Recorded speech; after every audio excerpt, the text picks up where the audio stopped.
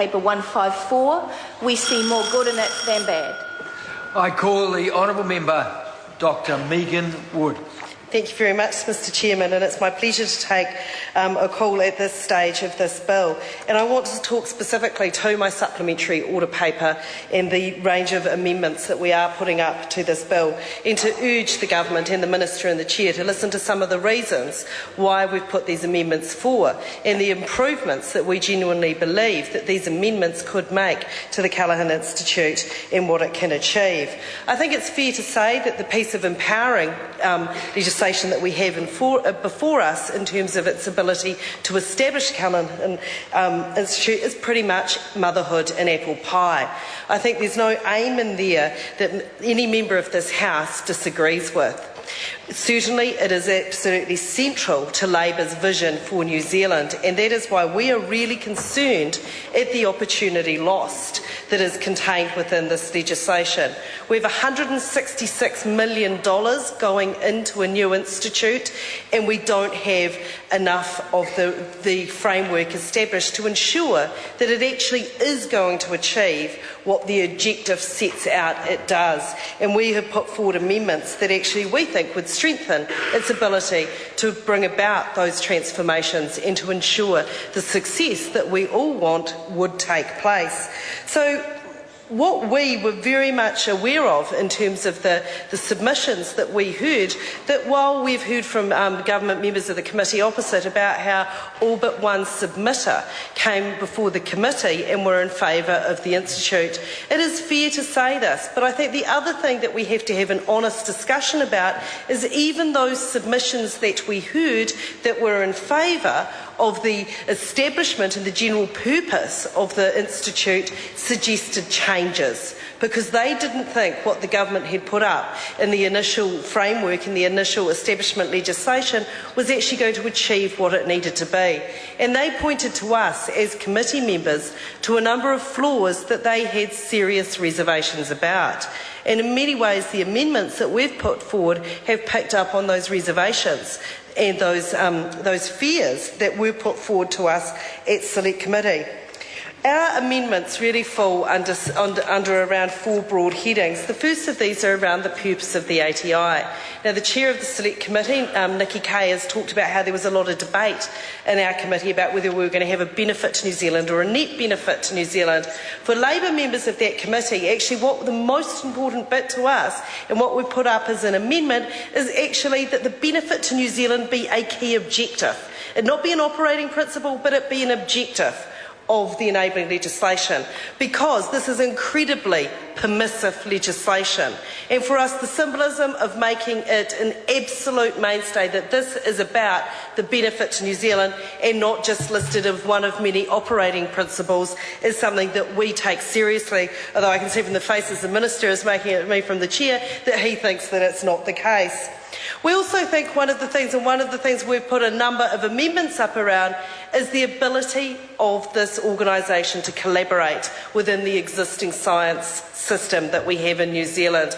We had submitter after submitter, whether they be universities or they be other research organisations, come before our committee and say, look, this is a really good idea, we think there's some really positive things and we'd like to see it happen, but frankly we've got some concerns around how it is we're all going to work together, how it is that we can all work together to provide the best for us from a research perspective, and we can be producing the academically best research we can in New Zealand, and how it is that we can provide the best R&D to industry.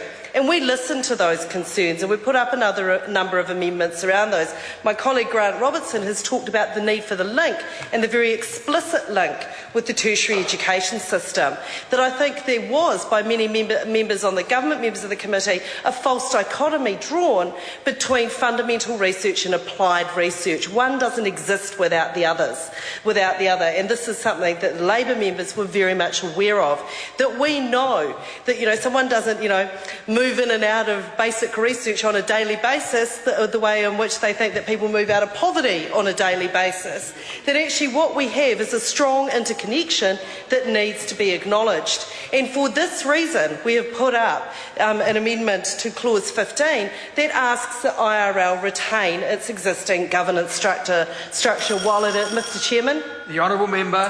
Thank you, Mr Chairman. That we've asked that IRL retain its existing governance structure even while it is a subsidiary of ATI or the Callaghan Institute, because what we want to see is that research focus remain within Industrial Research Limited. There is some very good research that is carried out and some very good research that needs to be continued to be carried out within that organisation.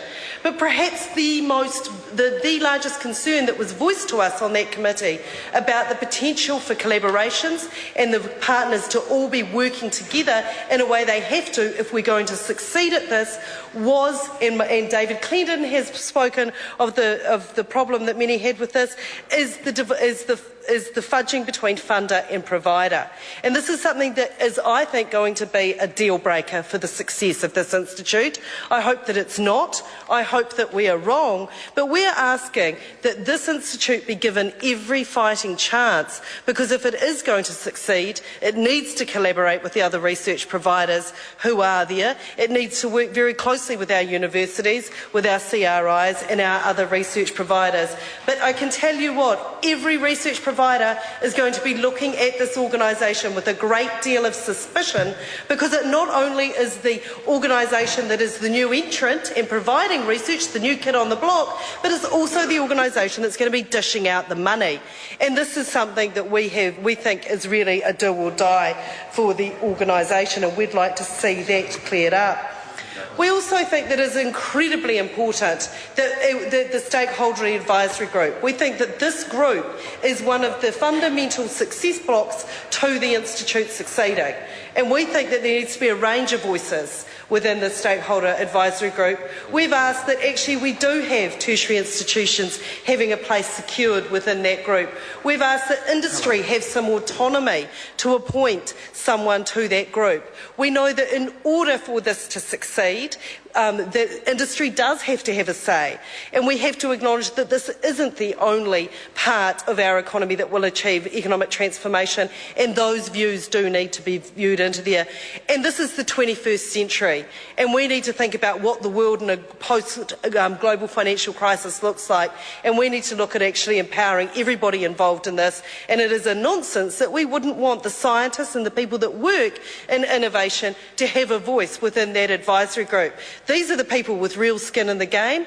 These are the people that know what is happening on an everyday basis. So we've asked for employee representation.